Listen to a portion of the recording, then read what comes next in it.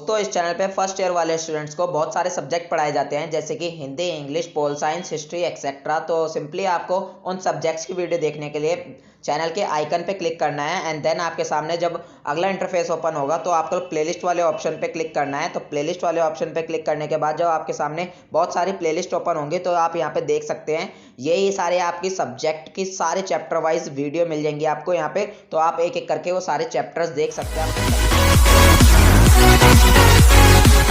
Welcome to Srivastava classes. तो आज के इस वीडियो के अंदर हम अपने सब्जेक्ट हिंदी AECC जो हमारी बुक है हिंदी भाषा और संप्रेक्षण, इसके यूनिट 4 करने वाले हैं। ठीक है फ्रेंड्स, तो हमारा यूनिट 4 का फर्स्ट चैप्टर है जिसका नाम है व्यक्तित्व और भाषिक अस्मिता, आयु, लिंग, वर्ग, शिक्षा। ठीक है, ये हमारे यूनिट 4 का चैप्टर फर्स्ट है।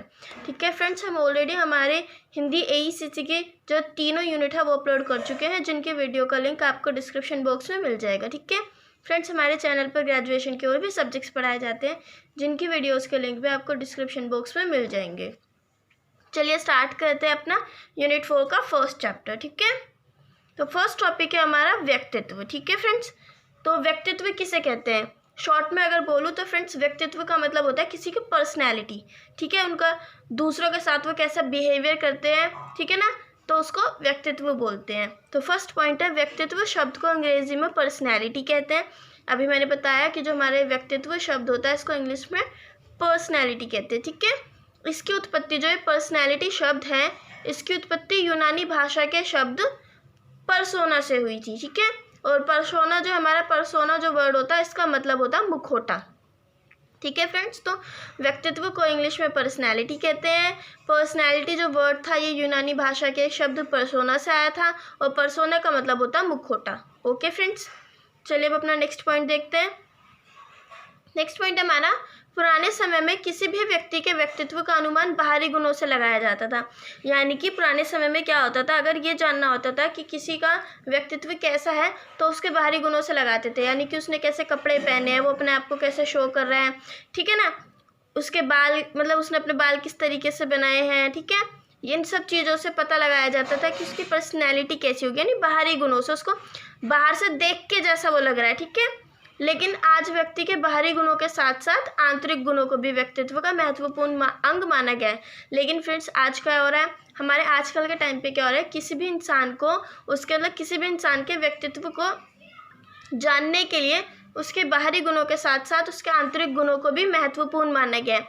यानी कि ये डिपेंड नहीं करता कि वो बाहर से कैसा दिख रहा है, उसने कैसे कपड़े पहने हैं। ठीक है, ये भी डिपेंड करता है कि उसके जो अंदर से वो कैसा, उसका बात करने का तरीका कैसा है दूसरों के साथ। ठीक है, वो दूसरों की रिस्पेक्ट करता है नहीं करता है, इन सब बातों से भी क्या है, आंतरिक गुणों को भी व्यक्तित्व का महत्वपूर्ण अंग माना गया है आज के टाइम पे। ठीक है फ्रेंड्स, चलिए अब अपना नेक्स्ट पॉइंट देखते हैं। नेक्स्ट पॉइंट क्या है हमारा? नेक्स्ट पॉइंट हमारा विभिन्न विद्वानों ने व्यक्तित्व को परिभाषित किया है। यानी कि अलग अलग विद्वान आए जिन्होंने व्यक्तित्व को परिभाषित किया, उसकी परिभाषा दी। ठीक है, फर्स्ट है कैम्फ के शब्दों में, यानी सबसे पहले कैम्फ ने दी थी 1990 में व्यक्तित्व की परिभाषा। ठीक है, व्यक्तित्व उन अभ्यासों का एक तालमेल है जिनसे व्यक्ति वातावरण में संतुलन बनाता है। यानी कि कैम्फ ने कहा कि व्यक्तित्व जो है उन अभ्यासों का एक तालमेल है जिनके द्वारा व्यक्ति जो है वातावरण में संतुलन बनाता है, यानी लोगों के साथ संबंध बनाता है, उनसे बातचीत करता है।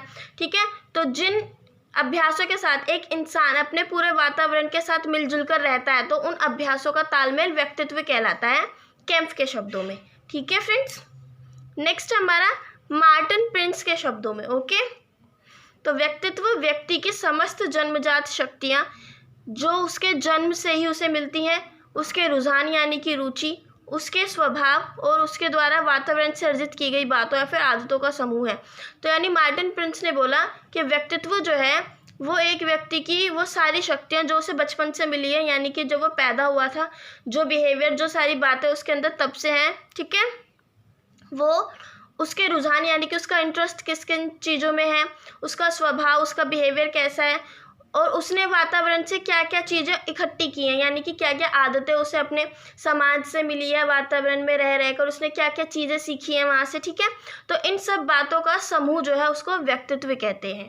ठीक है, तो मार्टिन प्रिंस ने कहा व्यक्ति की वो जन्मजात शक्तियाँ जो उसे बचपन से मिलती हैं, उसके इंटरेस्ट, उसका बिहेवियर और उसके द्वारा एनवायरनमेंट से इकट्ठा की गई आदतें, इन सबको एक साथ मिला के व्यक्तित्व कहते हैं। ठीक है, नेक्स्ट है हमारा जो थर्ड डेफिनेशन दी थी वो थी विटिंग एवं विलियम तृतीय के शब्दों में। ठीक है, तो व्यक्तित्व विशेषताओं या फिर गुणों का समूह है जो हर एक व्यक्ति के लिए विशिष्ट होते हैं। यानी कि इन लोगों ने कहा कि जो व्यक्तित्व है वो विशेषताएं किसी भी एक व्यक्ति की विशेषताओं या फिर उसके गुणों का एक ग्रुप होता है जो हर एक इंसान की अलग अलग होती है। यानी हर एक इंसान के अंदर अलग अलग गुण होते हैं। ठीक है, तो उन गुणों का जो समूह होता है उसी को व्यक्तित्व कहते हैं। ठीक है फ्रेंड्स, जिनके आधार पर किसी व्यक्ति के व्यवहार का निर्धारण होता है। तो इन्हीं गुणों और विशेषताओं के आधार पर ही किसी व्यक्ति के व्यवहार का पता चलता है कि उसका व्यवहार कैसा है, क्योंकि उसी के गुण से पता चलता है। ओके फ्रेंड्स, तो विटिंग एवं विलियम तृतीय ने यह डेफिनेशन दी कि जो व्यक्तित्व होता है वो गुणों का एक समूह है जिससे एक इंसान का व्यक्तित्व बनता है उसे। ठीक है ना, और हर इंसान के जो गुण होते हैं वो अलग अलग होते हैं, कोई भी इंसान सेम में नहीं होता है खुद में, और गुणों के आधार पर हम किसी व्यक्ति का जो है व्यवहार बता सकते हैं कि उसका व्यवहार कैसा है। ठीक है फ्रेंड्स, फोर्थ डेफिनेशन जो है हमारी वो दी थी प्रसिद्ध मनोवैज्ञानिक आलपोर्ट के शब्दों में। ठीक है, तो हमें प्रसिद्ध मनोवैज्ञानिक आलपोर्ट ने दी थी। इन्होंने कहा व्यक्तित्व व्यक्ति के शारीरिक व मानसिक गुणों का एक गतिशील संगठन है। तो इनके हिसाब से व्यक्तित्व जो था वो व्यक्ति के शारीरिक और दिमागी गुणों का एक गतिशील संगठन है, यानी कि ग्रुप है जो उसे वातावरण के साथ जोड़ता है। ठीक है, तो ये हमारी 4 डेफिनेशंस थी। अब हमारा नेक्स्ट टॉपिक है फ्रेंड्स व्यक्तित्व के सिद्धांत। ठीक है, तो फर्स्ट पॉइंट हमारा व्यक्तित्व के बारे में निम्न सिद्धांत प्रचलित है। यानी कि बहुत सारे ऐसे सिद्धांत हैं जो फेमस है व्यक्तित्व के बारे में। Trait theory, type theory, psycho analytic theory जो सिगमंड फ्राइड ने दी थी। ठीक है, बिहेवियरिस्ट थ्योरी जो BF स्किनर ने दी थी। सोशल कॉग्निटिव थ्योरी जो अल्बर्ट वेंडुरा ने दी थी। तो इन सिद्धांतों में व्यक्तित्व के बारे में अलग अलग विचार प्रस्तुत किए गए हैं। तो ये जितने भी थ्योरी हैं, जितने भी सिद्धांत हैं, इनके अंदर व्यक्तित्व के बारे में अलग अलग जो विचार हैं वो बताए गए हैं। ठीक है फ्रेंड्स, नेक्स्ट पॉइंट देखते हैं अपना टाइप तथा शील गुण। तो ये शील गुण क्या होते हैं फ्रेंड्स? शील गुण होते हैं जिन गुणों और विशेषताओं के आधार पर लोग एक दूसरे से अलग होते हैं। यानी कि वो गुण जिनकी वजह से लोग एक दूसरे से अलग होते हैं उन्हें शील गुण कहते हैं। ठीक है, तो टाइप और शील गुण के सिद्धांत में व्यक्ति के व्यक्तित्व के शील गुण, स्वभाव, चित्त आदि को प्रमुखता दी गई है। तो क्या बोला है कि टाइप और जो हमारा शील गुण सिद्धांत है इसके अंदर एक इंसान के व्यक्तित्व के शील गुण यानी कि वो गुण जो उसे दूसरे व्यक्ति से अलग बनाते हैं, उसके स्वभाव पर, उसके चित्त पर, इन सबको प्रमुखता दी गई है। ठीक है, तो मतलब इन सबको मेन बताया गया है टाइप और शील गुण के सिद्धांत में। ओके फ्रेंड्स, नेक्स्ट है हमारा भारतीय औषधि विज्ञान के जनक कृषि वैज्ञानिक चरक ने व्यक्तित्व को विभाजित करने के लिए 3 तत्वों को प्रमुखता दी है। यानी कि हमारे भारतीय औषधि विज्ञान के जो जनक थे, यानी जिन्होंने भारतीय औषधि विज्ञान दिया, ठीक है ना, वो थे कृषि वैज्ञानिक चरक। ठीक है, तो उन्होंने व्यक्तित्व को विभाजित करने के लिए 3 तत्वों को प्रमुखता दी है। यानी कि उन्होंने 3 तत्वों को मेन बताया है। ओके फ्रेंड्स, पहला वात, कफ, पित्त।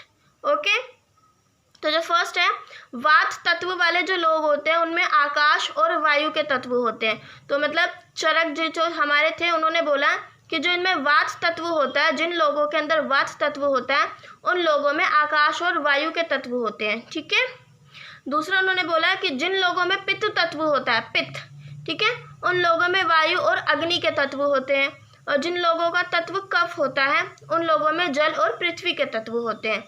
ठीक है, तो चरक जी ने इन 3 तत्वों के आधार पर बांट दिया था। नेक्स्ट पॉइंट हमारा कृषि चरक ने 3 प्रकार के व्यक्तित्व बताए। ठीक है, तो मतलब इन तीनों तत्वों के आधार पर उन्होंने 3 प्रकार के व्यक्तित्व बताए।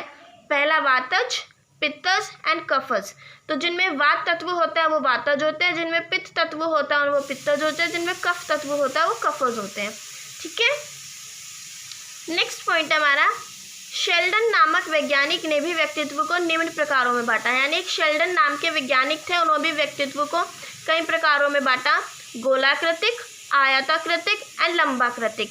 ठीक है, तो फ्रेंड्स उनको आपकी बुक के अंदर एक्सप्लेन नहीं किया है इसलिए हमने भी ऐसे ही छोड़ दिया। ठीक है, अच्छा फ्रेंड्स एक और बात मैं बता दूं आपको, अगर आपको किसी को भी हमारा पूरा कंटेंट है इनकी अगर PDF चाहिए तो उसका लिंक आपको डिस्क्रिप्शन बॉक्स में मिल जाएगा। ठीक है, तो हमारे किसी भी जो हमारी हम वीडियोस अपलोड कर रहे हैं उनकी PDF का लिंक आपको डिस्क्रिप्शन बॉक्स में मिल जाएगा। ठीक है फ्रेंड्स।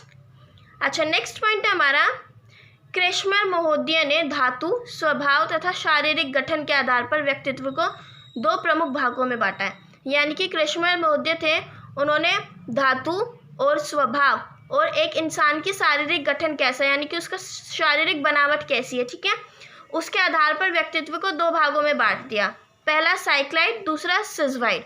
साइक्लाइड में ये व्यक्ति जो होते हैं ये सामाजिक, सुस्वभाव और चंचल मनोदशा के होते हैं। सामाजिक यानी कि समाज में घुलने मिलने वाले, अच्छे स्वभाव वाले और चंचल मनोदशा के होते हैं। ठीक है।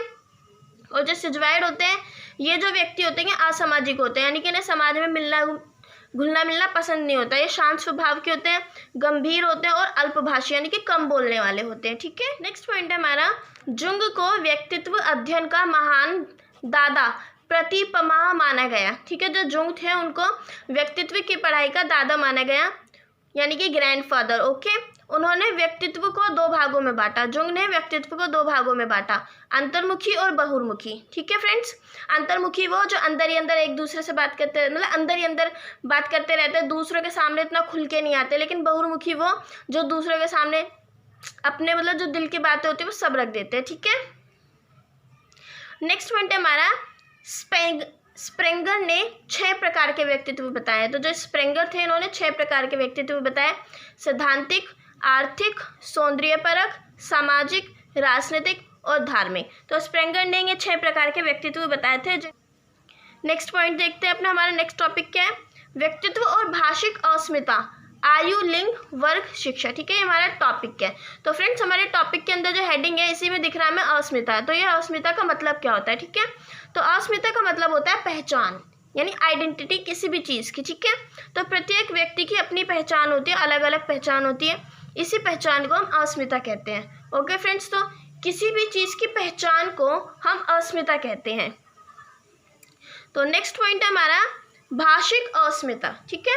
तो इसके अंतर्गत व्यक्ति को उसकी भाषा के आधार पर, यानी उसके द्वारा बोले जाने वाली भाषा उसकी पहचान होती है।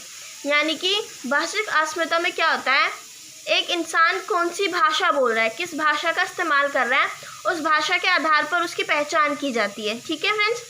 भाषा के आधार पर यह पहचानना भी आसान हो जाता है कि वो किस स्थान से है, यानी कि वो किस तरीके की लैंग्वेज इस्तेमाल कर रहा है, इससे ये पहचानना भी ईजी हो जाता है कि वो कहाँ से होता है ना। कई बार जैसे बिहारी लोग होते हैं, उनकी लैंग्वेज को देख के पता चल जाता है हाँ बिहार से हैं। जैसे यूपी वाले होते हैं, उनकी लैंग्वेज इतनी थोड़ी सी कहते हैं ना कड़क भाषा होती है, तो उनकी लैंग्वेज से पता चल जाता है कि हाँ ये यूपी से है। ठीक है। तो हर किसी की भाषा से ये पता चल सकता है कि वो किस स्थान से है। जैसे भोजपुरी गीत धीरे धीरे भोजपुरी भाषा और उसे बोलने वाले लोगों की पहचान बन गई। ठीक है। तो ये हमारी भाषिक अस्मिता हो गई, मतलब लोगों को उनकी भाषा के आधार पर पहचानना भाषिक अस्मिता हो गया। तो नेक्स्ट है फ्रेंड हमारा लिंग अस्मिता। ठीक है। तो लिंग का भाषा पर बहुत असर पड़ता है। लिंग का मतलब जेंडर। ठीक है। जैसे लड़का लड़की, ये जो जेंडर होते हैं, ठीक है ना फ्रेंड्स। तो जो जेंडर्स होते हैं उनका भी भाषा के ऊपर बहुत असर होता है। ठीक है। तो स्त्री, पुरुष, किन्नर सारे अपने अपने ढंग की भाषा का इस्तेमाल करते हैं। ठीक है फ्रेंड्स। किन्नर कौन होते हैं, वो जो ना तो फीमेल होते हैं ना मेल होते हैं, उन्हें किन्नर कहते हैं। ठीक है। तो जो भी फीमेल्स, मेल्स और जो किन्नर होते हैं ये सब अपने अपने तरीके की भाषा का इस्तेमाल करते हैं। लिंग भेद दुनिया की सभी भाषाओं में दिखाई देता है। लिंग भेद यानी जेंडर के हिसाब से लोगों में बांटना। ठीक है। यानी कि ये स्त्री है, ये पुरुष है। ठीक है। तो जो लिंग भेद होता है वो दुनिया की सारी भाषाओं में दिखाई देता है, चाहे वो फिर इंग्लिश हो, हिंदी वगैरह कोई भी लैंग्वेज हो। ठीक है फ्रेंड्स। कई भाषाओं में स्त्री और पुरुष एक जैसे शब्दों का प्रयोग करते हैं। ऐसे कई लैंग्वेजेस क्या होती हैं, जैसे कुछ शब्द ऐसे होते हैं जिनमें स्त्री और जो पुरुष होते हैं वो एक जैसे शब्दों का इस्तेमाल करते हैं। ठीक है। लेकिन कई भाषाओं में एक शब्द के लिए अलग अलग शब्दों का प्रयोग करते हैं। यानी कि अगर उन्होंने किसी वर्ड को बोलना है तो जो फीमेल्स होती है वो उसके लिए अलग वर्ड इस्तेमाल करती हैं और जो मेल्स होते हैं वो अलग करते हैं। ठीक है। जैसे कि याना भाषा में महिलाएं हिरन के लिए ई शब्द का प्रयोग करती हैं, जबकि पुरुष ईदम शब्द का प्रयोग करते हैं। ठीक है। जैसे कि अभी मैंने बताया ना फ्रेंड्स आपको कि जैसे कि क्या होता है, कई बार तो स्त्री और पुरुष जो होते हैं वो एक जैसे शब्दों का इस्तेमाल कर लेते हैं, लेकिन कई बार क्या होता है ये एक जैसे शब्दों का इस्तेमाल नहीं करते किसी एक वर्ड के लिए भी। तो उन्होंने यहाँ पे हिरन के लिए महिलाओं ने ई का प्रयोग किया और पुरुष ने इदम का प्रयोग किया। ठीक है, इसी तरह अधिकांश भारतीय परिवारों में स्त्री वर्ग और पुरुष वर्ग में भाषा का अंतर मिल जाता है। तो जैसे कि क्या होता है, हमारी जो इंडियन फैमिलीज होती हैं इनके अंदर जो स्त्री वर्ग होता है और जो पुरुष वर्ग होता है उनकी भाषा में अंतर मिल जाता है। ठीक है, और भाषा के अंतर को देखकर, यानी कि जब हम भाषा के आधार पर किसी की लिंग की पहचान कर सकें कि हाँ ये अपनी लैंग्वेज से ऐसी लग रही है कि हाँ ये फीमेल है, ये मेल है, ठीक है, तो उसको लिंग अस्मिता कहते हैं। यानी किसी की भाषा के आधार पर उसके जेंडर को पहचानना, उसके लिंग को पहचानना, ये हो गया लिंग अस्मिता। ठीक है फ्रेंड्स, अब हम देखेंगे अपना वर्ग अस्मिता। ओके, तो समाज विभिन्न वर्गों या स्तरों में बटा हुआ है। हमारा जो समाज होता है ये अलग अलग कैटेगरीज या स्तरों में बटा हुआ होता है। ठीक है, जैसे धनी वर्ग होते हैं, उच्च वर्ग, निम्न वर्ग, मध्यम वर्ग, शिक्षक वर्ग, पुरुष वर्ग, महिला वर्ग। ठीक है, तो वर्ग जो होता है ये एक समूह की पहचान कराता है। ठीक है, जैसे कि शिक्षक वर्ग हो गया तो इसके अंदर सारे शिक्षक आते हैं, तो शिक्षकों का जो समूह हो गया, तो ठीक है, तो जो शिक्षक वर्ग हो गया वो उस समूह की पहचान करा रहा है जिसके अंदर सारे शिक्षक आते हैं। ठीक है, तो इन सभी वर्गों की भाषा, रहन सहन का तरीका अलग अलग होता है। ठीक है फ्रेंड्स, जैसे कि क्या हो गया, धनी वर्ग के जो लोग होते हैं इनकी लैंग्वेज जो होती है वो थोड़ी हाई फाई होती है, उनके रहने का तरीका अलग होता है। ठीक है, और जैसे कि अभी हमारे यहाँ पे मध्यम वर्ग यानी कि मिडिल क्लास फैमिली के जो लोग होते हैं इनकी लैंग्वेज अलग होती है, इनके रहने सहने का तरीका अलग होता है। तो जितने भी वर्ग होते हैं उन सब की भाषा और उन सब के रहने का तरीका अलग होता है। ठीक है, तो सभी वर्गों का बात करने का तरीका और रहन सहन का तरीका अलग होता है, जिसके आधार पर हम वर्गों की पहचान कर सकें। ठीक है, उसे वर्ग अस्मिता कहते हैं। यानी कि लोगों की भाषा और उनके रहन सहन के तरीके से अगर हम उनके वर्गों की पहचान कर सके कि हाँ ये इस वर्ग से रिलेटेड है, ठीक है, तो उसको कहते हैं वर्ग अस्मिता। ठीक है फ्रेंड्स, आई होप आपको क्लियर हुआ होगा। ठीक है, नेक्स्ट हमारा शिक्षा अस्मिता। ठीक है, शिक्षा इंसान की पहचान के साथ साथ उसके वर्ग की पहचान भी कराती है। तो जो हमारी एजुकेशन होती है वो उस व्यक्ति की पहचान के साथ साथ ये भी पहचान करा देती है कि वो किस वर्ग से रिलेटेड होगा। ठीक है, शिक्षा के आधार पर दो वर्गों को बांटा गया है, शिक्षित वर्ग और अशिक्षित वर्ग। तो शिक्षा के आधार पर जो दो वर्ग बांटे गए वो हैं, एक शिक्षित वर्ग, दूसरा है अशिक्षित वर्ग। शिक्षित वर्ग मतलब फ्रेंड्स इसके अंदर जितने भी लोग होते हैं वो शिक्षित होते हैं, उनको मतलब वो एजुकेटेड होते हैं, पढ़े लिखे होते हैं। ठीक है, और जो अशिक्षित वर्ग होते हैं इसके अंदर जो जितने भी लोग होते हैं वो अशिक्षित यानी कि पढ़े लिखे नहीं होते हैं, कम पढ़े लिखे होते हैं। ठीक है, तो इन दोनों वर्गों के बीच में रहन सहन, बातचीत और काम और व्यवहार का तरीका अलग अलग होता है। ठीक है, जिससे कि इनकी पहचान होती है। यानी शिक्षा के आधार पर, ठीक है ना, इनकी बातचीत करने के तरीके से पता चलता है कि कितने शिक्षित हैं। ठीक है, तो जब हम किसी को उसके शिक्षा के आधार पर पहचान करें उसकी भाषा के द्वारा तो उसको कहते हैं हम शिक्षित, मतलब शिक्षा अस्मिता। ठीक है फ्रेंड्स, नेक्स्ट है हमारा आयु अस्मिता। ठीक है, तो आयु व्यक्ति की भाषा को प्रभावित करती है। यानी कि एक इंसान की जितनी एज होगी वो उसी से रिलेटेड, मतलब उसी के हिसाब से उसकी लैंग्वेज होती है, वो उसी के हिसाब से बात करता है। ठीक है, आयु के हिसाब से बड़ों को सम्मानित भाषा और स्नेह से पुकारना चाहिए।